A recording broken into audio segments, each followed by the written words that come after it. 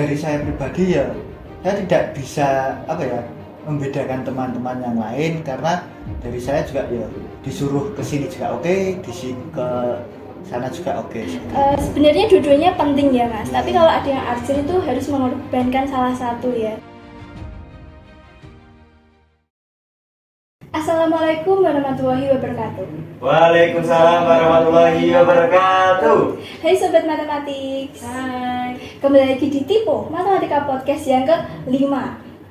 Nah, pada kali ini bagaimana nih kabarnya Sobat Matematik yang ada di rumah? Semoga selalu dalam lindungan Allah Subhanahu wa taala dan selalu sehat ya. Oke, perkenalan dulu, nama saya Dwi Reningsi sebagai moderator pada Tipo yang kelima ini yang membantu jalannya podcast pada kali ini. Nah, sebelum itu saya akan membacakan tema pada kali ini, yaitu tentang kehidupan perkuliahan. Nah, kehidupan perkuliahan itu kan ada macam-macam ya teman-teman ya. Ada tentang akademik, ada tentang organisasi, pertemanan, ataupun cara mengelola waktu dan cara mengelola uang ya. Nah, pada tema ini tuh sangat-sangat relevan dengan narasumber kita kali ini. Nah, narasumber kita kali ini adalah Mas siapa ya? Yuk kita suruh kenalan aja. Monggo Mas.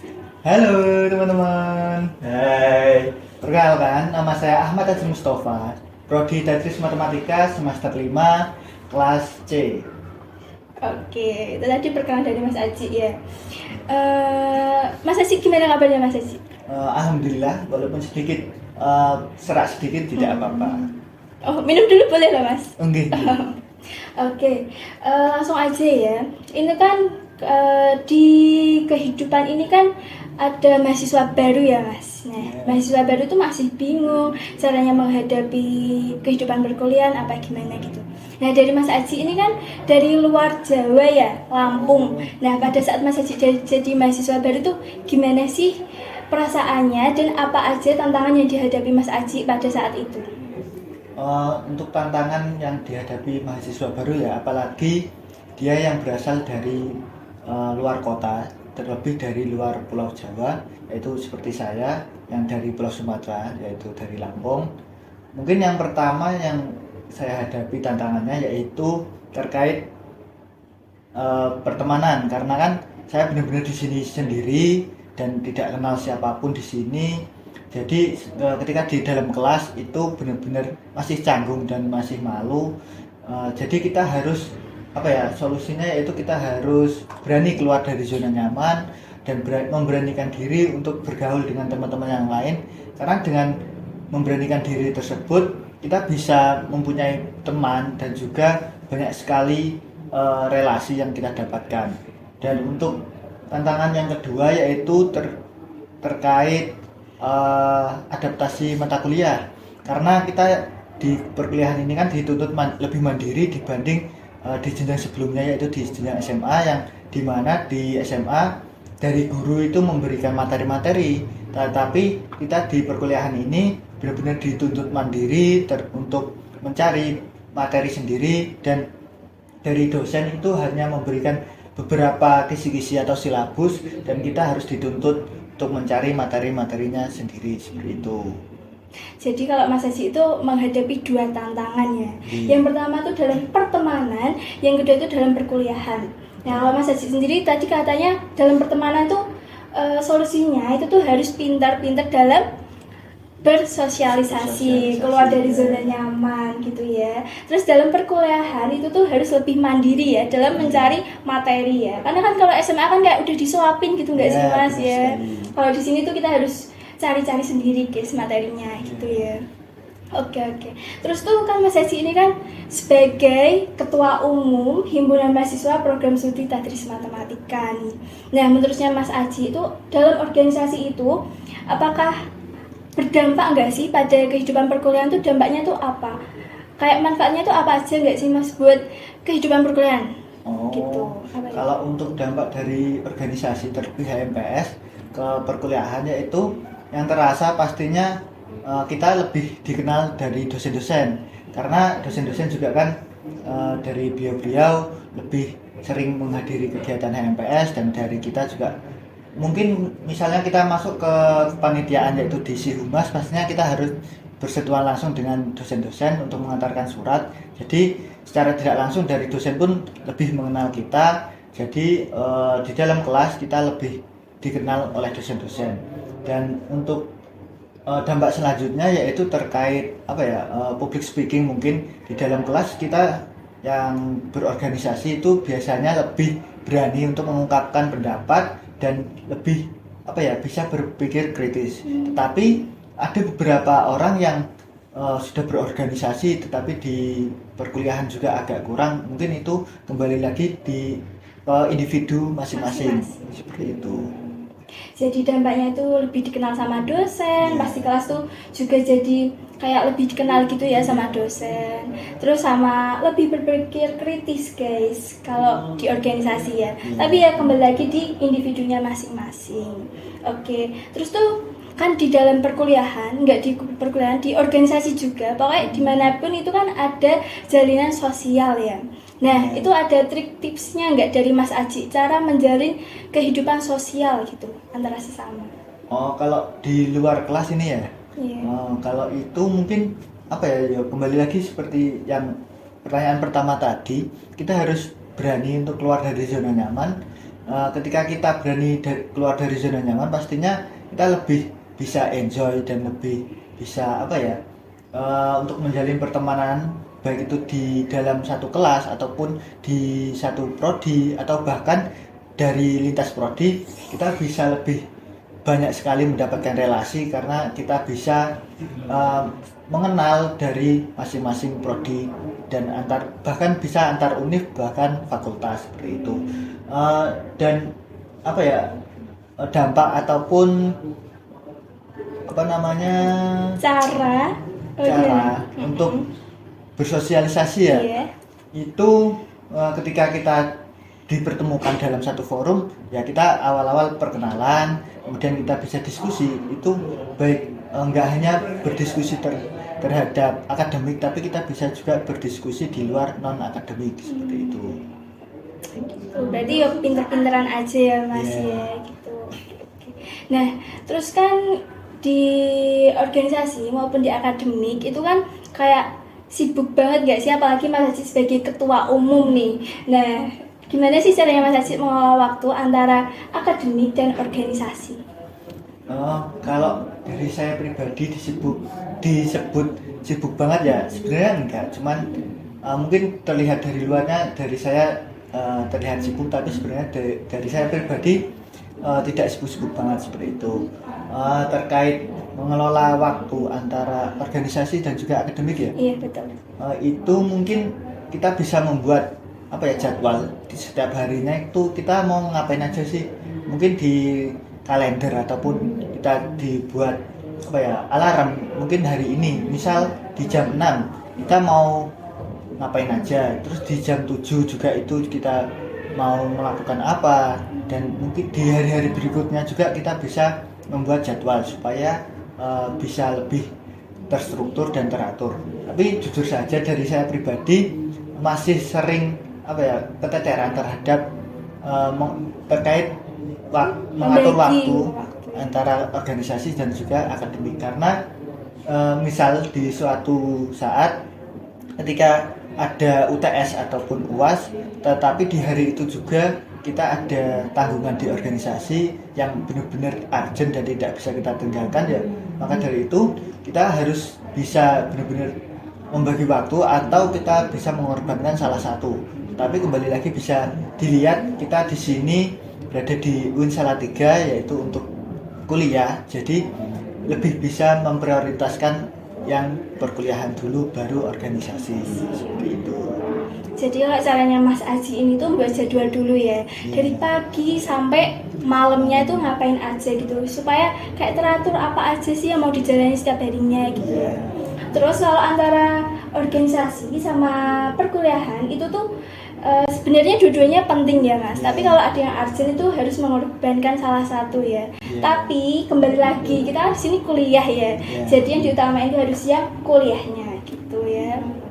Oke, terus Mas Haji ini kan dari Lampung ya tadi ya Mas, pas perkenalan. Iya, Lampung itu kan luar Jawa. Itu kan pasti kan kayak mengalami berbagai keberagaman dalam kehidupan perkuliahan ini. Nah gitu tuh Mas Haji tuh kayak merasakan nggak sih kayak di Lampung tuh gimana, terus di sini gimana, kayak beda banget nggak sih? Terus tuh Mas Haji gimana cara menghadapinya gitu? Terkait itu ya, mungkin karena emang di lingkungan saya di Lampung itu lingkungannya emang sukunya Jawa semua, jadi ketika saya di sini juga nggak terlalu menghadapi banyak banget kultur shock.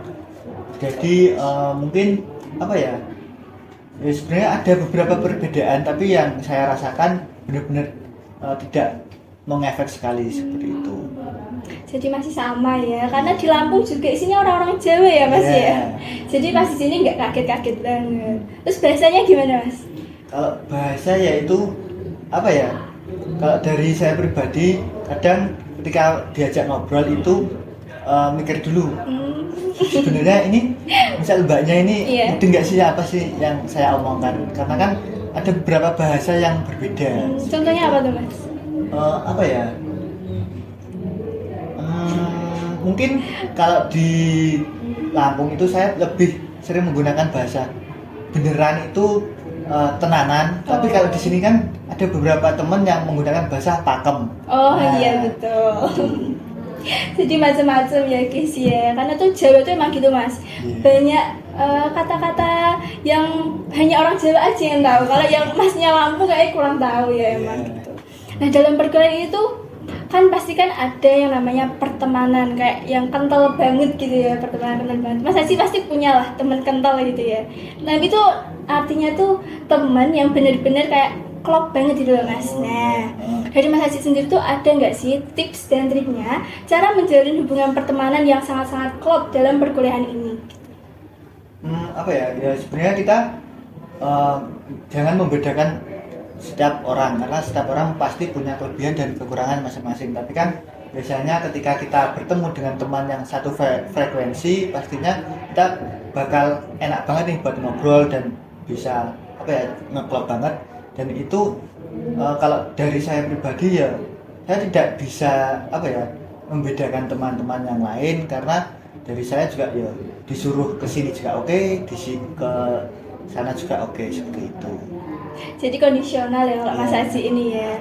Pokoknya itu jangan beda-bedain teman guys ya. Pokoknya sama siapa aja tuh oke-oke aja harusnya. Jangan geng-gengan juga. Jadi kalau sama yang sini juga oke, sana oke gitu ya. Jadi ya udah nggak sih ya Mas, nggak usah beda-bedain gitu ya. Oke. Terus dalam perkuliahan ini itu kan pastinya kan kayak ada macam-macam ya, kayak cara mengelola uang itu kan banyak godaannya nggak sih Mas, yang meh beli apalah, misalnya anak gunung itu kan pengen jaket gunung, terus banyak jajan-jajan juga gitu kan, pasti banyak godaannya ya.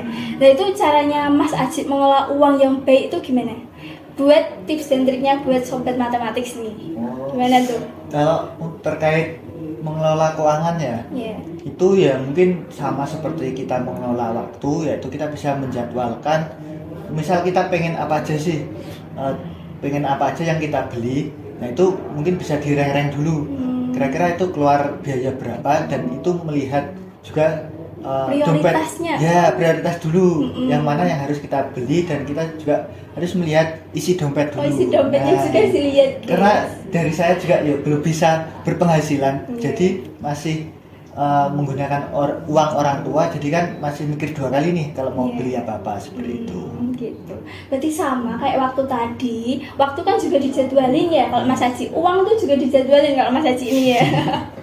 Terus tuh kayak diatur juga ya, kayak diatur dulu prioritasnya tuh yang mana dulu, terus sama disesuaikan isi dompet juga gitu ya. Oke. Nah itu tadi pembahasan dari kita nih guys, nggak kerasa udah selesai aja nih Mas. Udah selesai tadi? Udah, pertanyaannya cuma lagi itu sih. Nah terus sebelum kita tutup, nah ini ada biasanya ini Mas Haji terkenal dengan kata-kata. Jadi Mas Haji sendiri ada kata-kata nggak buat hari ini, buat sobat matematik tipe kelima ini, ada kata-kata nggak? Apa ya? Ini ada sedikit kata-kata yang saya dapatkan dari Ibu Dr. Masliha yang dulu menjabat sebagai ketua jurusan guru mata pelajaran, dan sekarang beliau menjadi wakil dekan 3 bidang kemahasiswaan, alumni dan juga kerjasama, yaitu matematika adalah rajanya ilmu pengetahuan. Ilmuwan matematika adalah raja untuk mengintegrasikan impian menjadi kenyataan. Seperti itu. Terkait tema kali ini juga tadi kan terkait kehidupan perkuliahannya. Iya, betul. Saya juga ada beberapa waktu yang lalu saya melihat reels yang lewat di IG saya, itu ada 3 kata, yaitu apa sih itu? antara waktu, uang dan juga ilmu. Di antara ketiganya itu kita harus ketika kita ingin mengambil salah satunya, kita harus mengorbankan yang salah satunya juga. Misal kita ingin mengambil waktu dan juga ilmu, nah pastinya kita harus mengeluarkan biaya untuk mendapatkan keduanya. Nah, maka dari itu kita harus pintar-pintar membagi waktu dan juga pintar-pintar membagi mana sih yang harus diprioritaskan. Seperti itu. Keren banget, dah terbiasa kata-kata jadi nggak kaget nih guys pas disuruh kata-kata gitu ya. Jadi yang kata-kata yang pertama tadi itu tentang matematika adalah raja gitu ya. Terus yang kedua ini terus ada 3 hal penting. Yang pertama apa tadi mas? Ilmu, waktu dan juga uang. Nah itu sebenarnya prioritas semua. Tapi kalau kita milih yang lain itu tapi harus ada satu yang dikorbankan gitu ya. Jadi kita harus pintar-pintar dalam menyikapi 3 hal ini gitu ya. Oke, ada kata-kata lagi mas? Insya Allah cukup ya. Oke. Ya udah, ini benar-benar kita tutup ya Matematika Podcast pada kali ini. Semoga pembicaraan kita pada kali ini dapat bermanfaat bagi sobat matematik yang ada di rumah. Oke, kita tutup dengan salam. Apa mau jargon dulu mas? Mungkin jargon dulu bisa. Boleh. Boleh dipimpin mas? Oke. 1, 2, 3. Tadris Matematika. Sukseskan cita-cita, majukan Indonesia. Oke. Dadah sobat matematik. Jangan lupa subscribe YouTube HMPS Tadris Matematika dan follow Instagram HMPS Tadris Matematika ya, untuk apa ya mas, biar dapat informasi nggak sih tentang apa aja yang ada di HMPS Tadris Matematika. Jangan lupa follow dan subscribe ya. Oke, sampai jumpa di Tipe Matematika Podcast yang selanjutnya. Oke, wassalamualaikum warahmatullahi wabarakatuh. Waalaikumsalam warahmatullahi wabarakatuh.